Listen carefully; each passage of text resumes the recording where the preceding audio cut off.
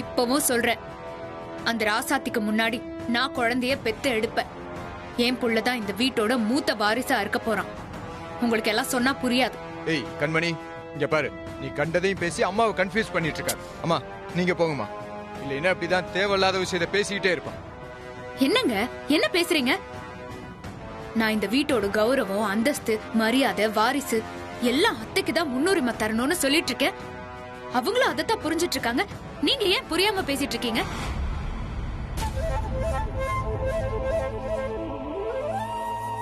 இத பாருமா, இந்த வீட்டை பொறுத்த வரைக்கும் இவ்வளவு நாளா சின்னவங்க பெரியவங்கன்ற எந்த பாகுபாடும் இல்லாம தான் பழகிட்டு இருக்கோம். யார் மனசுலயும் அப்படி பிரிச்சு பாக்குற எண்ணமும் கிடையாது, தாழ்த்தி பேசுற குணமும் கிடையாது. பிரிச்சு பாக்குற பாகுபாடு இல்லாம இருக்கிறது தானே எனக்கும் என் பொண்ணுக்கும் பிரச்சனை. அந்த எண்ணத்தை உடைக்கதான் நாங்க இவ்வளவு போராடுறோம். இது உங்களுக்கு புரிய மாட்டேங்குதே. மாமா, நீங்க சொல்றது உங்களோட பெருந்தன்மை, நான் சொல்றது உங்க 2 பேரோட முன்னுரிமை. இங்க பாருங்க, என்னதான் தாயும் புள்ளையும் ஒன்னா இருந்தாலும் வாயும் வயிறும் வேற வேறதான். நான் சொல்றது உங்களுக்கு எல்லாம் புரியாது. கண்மணி, நான் என்ன சொல்ல வரேன்னா, இவகிட்ட பேசி உங்க எனர்ஜியை வேஸ்ட் பண்ணாதீங்கப்பா. நீங்க போங்க, நான் பாத்துக்கிறேன். ஏண்டி, நீ கன்சீவா இருக்கிறத குடும்பமே இப்படி கொண்டாடிக்கிட்டு இருக்க நேரத்துல இப்படி எல்லாரையும் டார்ச்சர் பண்ணிட்டு இருக்க. அது ஒண்ணும் இல்லைன்னு ராசாத்தி அண்ணி எங்க நமக்கு முன்னாடி குழந்தைய பெத்தெடுத்து எல்லாரோட அன்பையும் பாசத்தையும் எடுத்துட்டு போயிடுவாங்களோன்னு பேசுறாங்க. புனிதா, நீ சின்ன பொண்ணு, என்னோட வலி என்னன்னு உனக்கு தெரியாது. எனக்கு என்னோட வலியை விட அத்தையோட கௌரவம் தான் முக்கியம். அம்மா, இவங்க சொல்றத நம்பாதீங்க. வாரிசு கௌரவம்னு நம்ம குடும்பத்துல குழப்பத்தை உண்டாக்க பாக்குறாங்க. புனிதா, நீ எதுக்கு இதெல்லாம் சொல்லிட்டு இருக்க? எல்லாம் அத்தை பார்த்துப்பாங்க, நீ வா. ஏய் இங்க பாரு, இது நாள் வரைக்கும் எல்லாரும் பிரிஞ்சுதான் இருந்தோம். இப்ப நமக்கு குழந்தை பிறக்க போதுன்னு எல்லாரும் கொண்டாடுறத பார்க்கும்போது ரொம்ப சந்தோஷப்பட்டேன். நீ என்ன வர வச்சதே டிராமான்னு இப்பதாண்டி புரியுது. நீ பண்றத பார்த்தா உனக்கு குழந்தை முக்கியமா இருக்க மாதிரி தெரியல. இந்த வீட்ல யாரு பெரியவங்களா இருக்கணும்னு முக்கியமா பாக்குறேன். நான் சொல்ல வர்றது உங்களுக்கு ஏன் புரிய மாட்டேங்குது? நான் உங்களுக்கும் சேர்த்துதான் பேசுறேன். பாரி மாமாவுக்கும் இனியனுக்கும் உள்ள மரியாதை உங்களுக்கும் உங்க அப்பாவுக்கும் இந்த ஊர்ல இருக்கா? ஏதோ அத்தை ஒருத்தவங்க ஸ்ட்ராங்கா இருக்கிறதுனால நம்ம குடும்பம் தப்பிச்சுது. இல்ல எல்லாரும் அவங்க குடும்பத்துக்கு சேவகம் பண்ணிட்டே தான் இருக்கணும். அம்மா தாயே, நீ எதுவும் பேசாத. உன் நாக்குல விஷத்தை தடவிட்டு பேசி பேசி மிச்சம் இருக்க நிம்மதியும் கெடுத்துறாத. இங்க பாரு, நீ என்னதான் தூபம் போட்டாலும் உன் பேச்சுக்கு மயங்குற ஆள் நான் கிடையாது. என்ன ஆள விடு.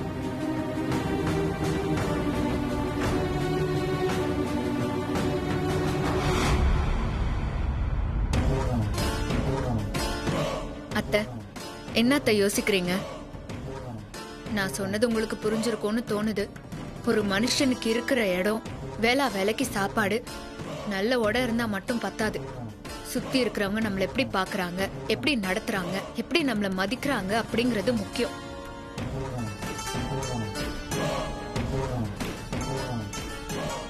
இது வரைக்கும் நீங்க சொல்றதுதான் இந்த வீட்டுல உள்ளவங்க கேட்டுட்டு இருந்தாங்க. இனிமேலும் அப்படிதான் இருக்கணும். ஆனா அந்த ராசாத்தி முத வாரிசை பெத்து கொடுத்துட்டான்னா முன்னுரிமை மங்காத்தைக்கு போயிடும்.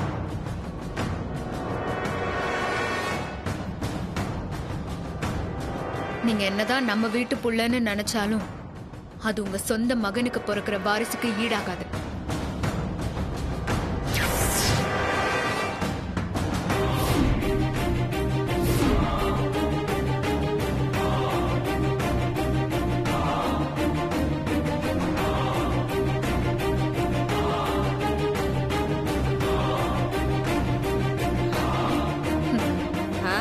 அம்மா, அத்தை நம்மளை எதிர்த்து பேசாம யோசிக்க ஆரம்பிச்சுட்டாங்க. அப்படின்னா என்ன அர்த்தம்? வண்டி நம்ம ரூட்டுக்கு திரும்பிருச்சு. இனிமே நம்ம எப்படி வேணாலும் சவாரி செய்யலாம். கண்மணி, எல்லாம் சரிதான். ஆனா எனக்கே ஒரு டவுட், அது கொஞ்சம் கிளியர் பண்றியா? இது வேறயா? சொல்லு. ராசாத்தி உனக்கு முன்னாடியே கன்சீவ் ஆயிட்டா. அப்படி இருக்கும்போது உன்னால எப்படி அவளுக்கு முன்னாடி குழந்தைய பெத்துக்க முடியும்?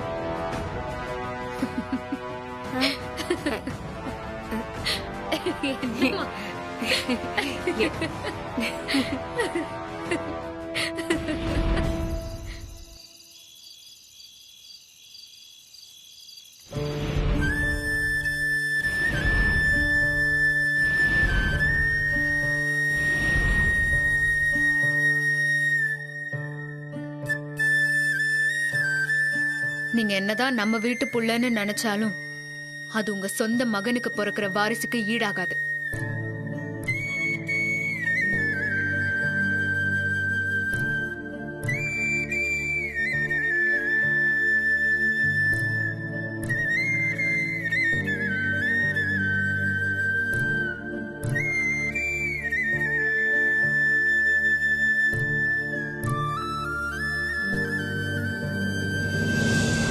கண்மணி சொல்றதும் சரியா இருக்கிற மாதிரி தான் தோணுது.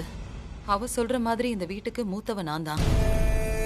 என் பையன் குமர மூலமா வர வாரிசு தான் எனக்கும் வாரிசா இருக்க முடியும். கண்மணி சொல்றதுலயும் ஒரு அர்த்தம் இருக்கு.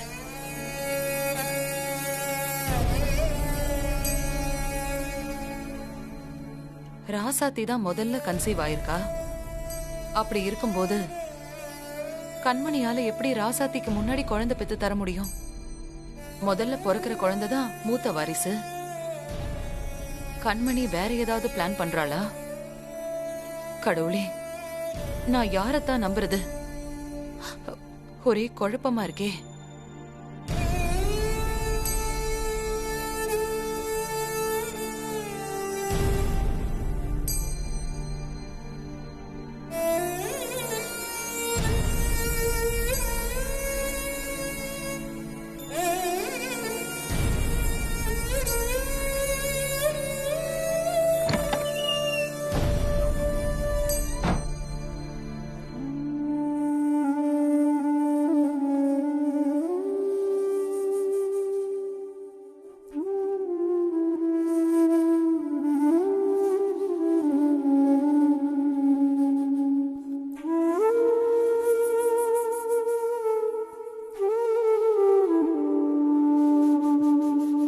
கடவுளே, அடுத்த நிமிஷம் என்ன நடக்கும் ஏது நடக்கும்னு கூட தெரியல. ஏன்னா நான்லாம் ஒரு சாதாரண மனித பிறவி. கண்மணிக்கு பிறக்க போற குழந்தைதான் இந்த குடும்பத்தோட மூத்த வாரிசு. அதுல எனக்கு ரொம்ப சந்தோஷம். ஆனா ராசாத்திக்கு முன்னாடி கண்மணியால எப்படி குழந்தை பெத்து தர முடியும்? எனக்கு ஒரே குழப்பமா இருக்கு. கண்மணி ஏதாவது பிளான் பண்ண போறாளா? இல்ல எனக்கு கண்மணி மேல வந்திருக்கிற சந்தேகம் தப்பானதா? கடவுளே, இனிமே நடக்க போற எல்லா விஷயங்களையும் நீதான் துணையா இருந்து நல்லபடியா நடத்தி கொடுக்கணும்.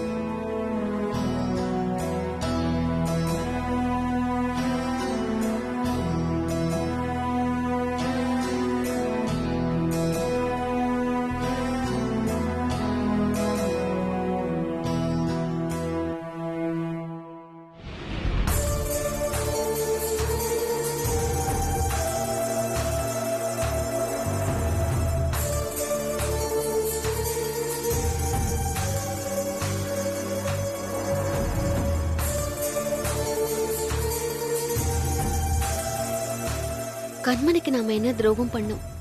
அவ கன்சீவா இருக்கிறது தெரிஞ்சு சந்தோஷமா வாழ்த்து சொல்ல தானே போனோம். ஆனா அவ தேவையில்லாம எதுக்கு இப்படி ஒரு விஷயத்த சொல்லணும்? அத்தை சொன்ன மாதிரி அவ ஏதாவது பிளான் பண்ணிருக்காளா?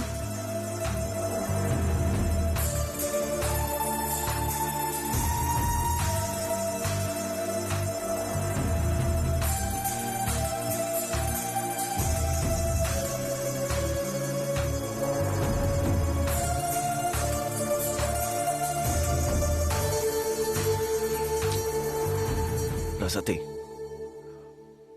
என்ன தூங்கலையா? இல்ல மாமா, தூக்கம் வரல. தூக்கம் வரலையா? உட்காரு.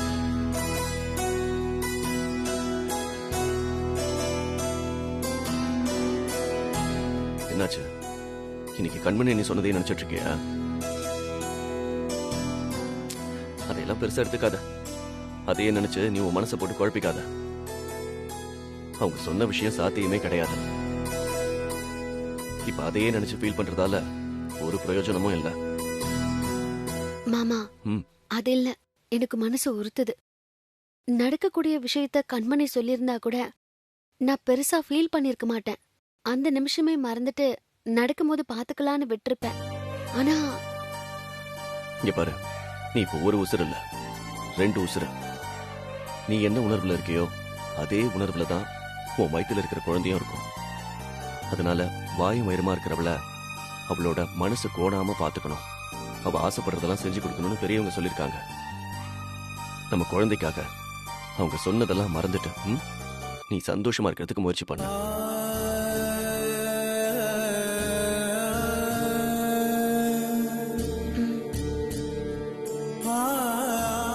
மாமா என்ன சொல்றீங்க? குழந்தை கூட ஃபீல் பண்ணுமா? அப்புறம் இப்ப குழந்தை பிறக்கிற வரைக்கும் நீயும் குழந்தையும் ஒண்ணுதான். நீ சிரிச்சேன்னு வச்சுக்க, அதுவும் சிரிக்கும். நீ அழுத, அதுவும் ஃபீல் பண்ணும்.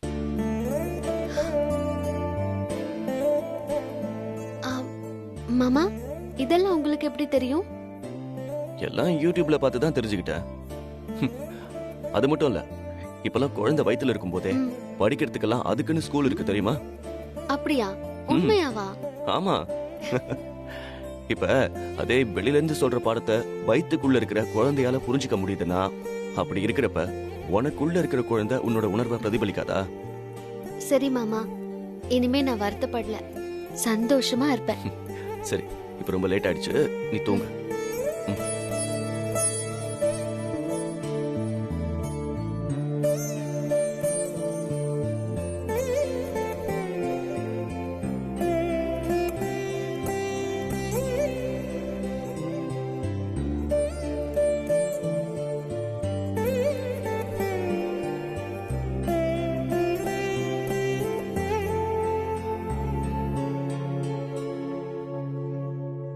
கண்மணி சொன்ன வார்த்தை ராசாத்தி மனசை ரொம்பவே பாதிச்சிருக்கு. அதை மறந்து சகஜ நிலைக்கு அவ வரணும்னா அதுக்கு நாம ஏதாவது பண்ணிதான் ஆகணும்.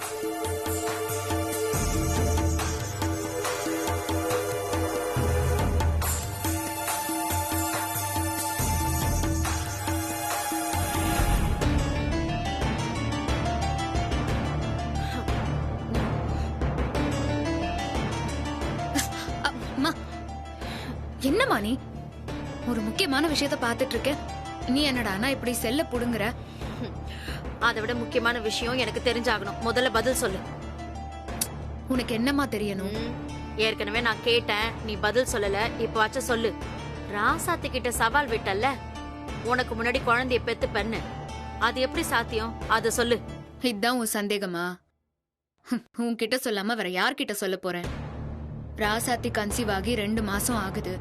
அவளுக்கு 10வது மாசம் குழந்தை பிறக்கும் போது எனக்கு 8 மாசம் ஆகும். இதுதான் எல்லாருக்குமே தெரியுமே.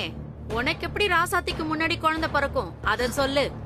அவ குழந்தைய பெத்தெடுக்கிறதுக்கு ஒரு நாளைக்கு முன்னாடி இல்ல 1 மணி நேரத்துக்கு முன்னாடி என் குழந்தை இந்த பூமியில தவழும்.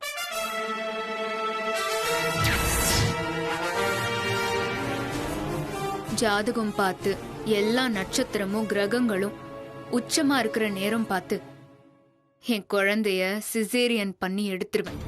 என்னடி சொல்ற? 8 மாசத்துல சிசேரியன் பண்ணி எடுத்தா அத குறப்பிரசவத்துல பிறந்த குழந்தைன்னு தானே சொல்வாங்க. அது மட்டும் இல்லாம குறப்பிரசவத்துல குழந்தைய வெளியில எடுத்தா குழந்தைக்கும் ஆபத்து, உனக்கும் ஆபத்து. புரிஞ்சுக்க கண்மணி. மா, அப்படியெல்லாம் ஒன்னும் ஆகாது. இன்னைக்கு இருக்கிற மெடிக்கல் வசதிக்கு என்ன வேணாலும் பண்ணலாம். உனக்கு ஒண்ணு தெரியுமா? ஒரு குழந்தை 8 மாசத்துல நல்ல வளர்ச்சி அடைந்த குழந்தை மாதிரியா தான் இருக்கும். வெளியே எடுத்ததும் இன்குபேட்டர்ல வச்சிருவாங்க. அப்புறம் அது எல்லா குழந்தைங்க மாதிரி ஆயிடும். இன்னும் சொல்ல போனா 10 மாசம் முழுசா எந்த குழந்தையும் அம்மா வயித்துல இருக்கிறதே இல்ல. அப்போ ஆபத்து எதுவும் இருக்காதுன்னு சொல்றியா? கண்மணி, எப்படி இந்த மாதிரி எல்லாம் யோசிக்கிற? அந்த ராசாத்திய ஜெயிக்கிறதுக்கு என்கிட்ட இருக்கிற கடைசி அஸ்திரம் பிரம்மாஸ்திரம் தான். நீ வேற ராசாத்தி கிட்ட சவால் விட்டுட்ட. அவளும் இந்த மாதிரி ஏதாவது யோசிச்சு வேற ஏதாவது பிளான் பண்ணனா என்ன பண்ணுவ? ராசாத்தி எப்பவுமே குறுக்கு வழியில யோசிக்க மாட்டா. அதுதான் அவகிட்ட இருக்கிற வீக்னஸ். அதுவும் இல்லாம நான் சொன்ன விஷயத்தை யோசிச்சு யோசிச்சு அவளுக்கு பிரஷர் தான் அதிகமாகும். பிளான் எதுவுமே வராது. அதுவும் இல்லாம குண்டா இருக்கிறதுனால நார்மலாவே குழந்தை பிறக்கிறதுல சிரமம் இருக்கும். பிபி பிரஷர் அது இதுன்னு அவ குழந்தைய பெத்தெடுக்கிறதுக்கு படாத பாடுபடுவா. கண்மணி, அப்படின்னா உன்னோட குழந்தை தான் இந்த வீட்டோட வாரிசுன்னு சொல்லு. இதுக்கப்புறம் என் குழந்தைக்கு தான் அத்தை முதல் மரியாதை கொடுப்பாங்க. அப்புறம் இந்த வீட்டோட அடுத்த மரகதம் நான் தான். அடுத்த மங்க தான் அந்த ராசாத்தி. இந்த வீட்ல நான் வச்சதுதான் சட்டம். கண்மணி, நீ சொல்லும் போதே இவ்ளோ சந்தோஷமா இருக்கே, அத அனுபவிச்சா எப்படி இருக்கும்? மா, நான் மாசமா இருக்கேன்னு சும்மா சொன்னப்பவே அத்தை என்ன தாங்கு தாங்குன்னு தாங்குனாங்க. இப்போ என்ன தலை மேல தூக்கி வச்சு கொண்டாட போறாங்க.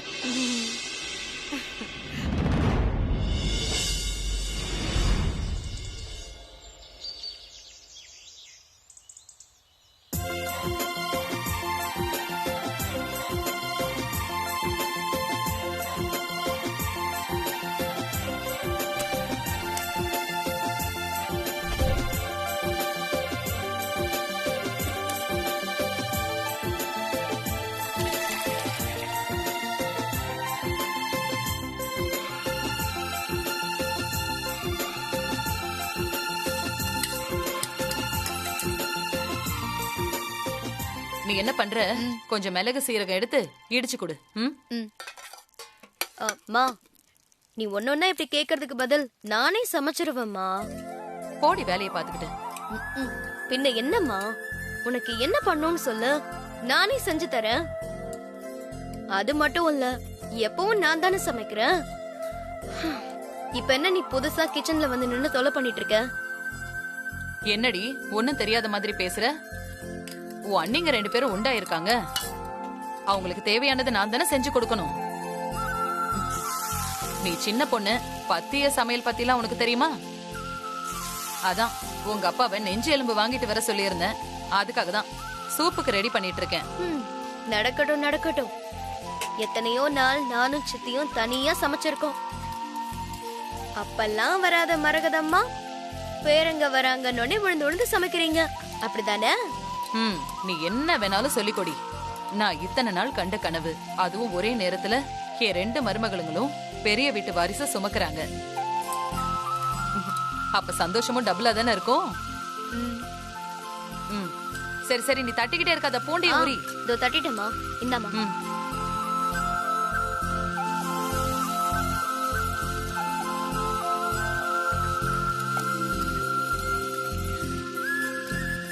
அம்மா, கண்மணி அண்ணி ராசாத்தி அண்ணி 2 பேருக்கும் எந்த பாகுபாடும் இல்லாம சரியே, அத நினைச்சா எனக்கு ரொம்ப ஆச்சரியமா இருக்குமா.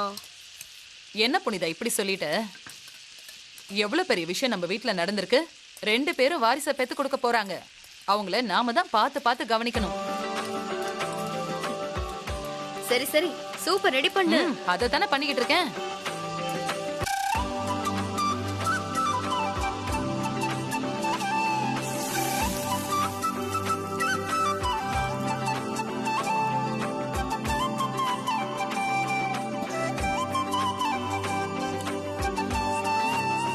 புனிதா, அந்த சூப்பு கப் எடு.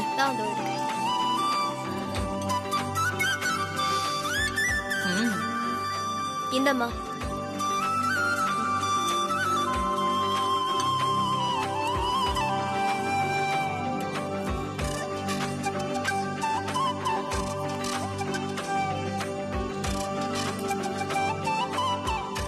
சரி, இத ஆஃப் பண்ணிடுறேன். நீ மூடி வச்சிரு. ராசாத்தி வீட்டுக்கு எடுத்துட்டு போகணும். என்ன? அம்மா குடுமா, நான் எடுத்துட்டு போய் கொடுக்கறேன். நானே என் மருமகளுக்கு கொடுக்கறேன். நீ ரொம்ப ஓவரா தான் பண்ணிட்டு இருக்க. ஆமாண்டி.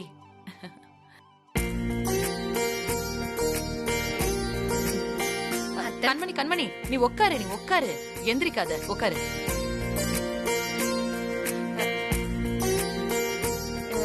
என்ன சம்மந்தி இது? ஆஹா, அது ஒண்ணு இல்ல சம்மந்தி. கண்மணிக்கு சூப்பு வைக்கிறதுக்காக அவரை நெஞ்செலும்பு வாங்கிட்டு வர சொன்னேன். அதான் சூப்பு வச்சு கொண்டு வந்திருக்கேன். முன்னெல்லாம் ஒரு வாய் தண்ணி கொடுக்க மாட்டா, இப்போ சூப்பு வச்சு கொண்டு வந்திருக்கா. எல்லாம் வாரிசு பண்ற வேலை.